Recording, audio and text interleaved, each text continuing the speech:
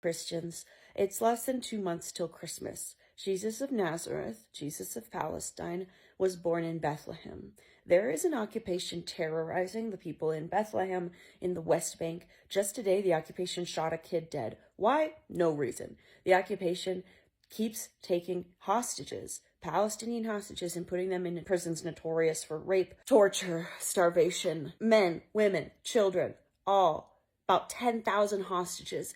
And that occupation group is pushing forward a bill to allow for the execution of hostages. And they openly said, yeah, we didn't want to do this when they had our hostages, but now that we just have their hostages, we definitely would like to execute them. Christians, your tax money is what is enabling this. If Christians stood up and said, hey, stop doing this, it would stop, because the majority of Zionists in the world and in the US are Christians. Christian Zionists. That's why I have a whole song, Christian Zios, you will go to hell.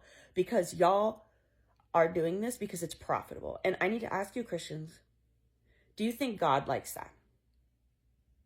Yeah, I know you're the head of the church. Yeah, I know you're white. I know you have a white wife. I know you have a bunch of white kids. Do you think God likes you explicitly giving your money to create 10-meter deep craters in the earth? Giving my money to create 10-meter craters deep in the earth in a place populated with people for 2 years without stopping, including on your holy days, Christians.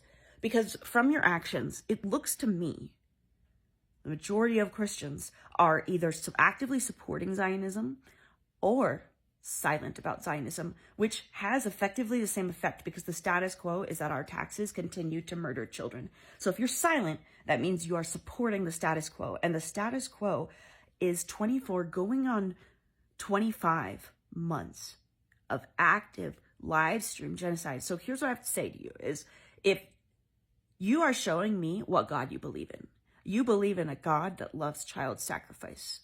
You kill children abroad. You kill children at home by poisoning Flint, Michigan's waters, etc., etc.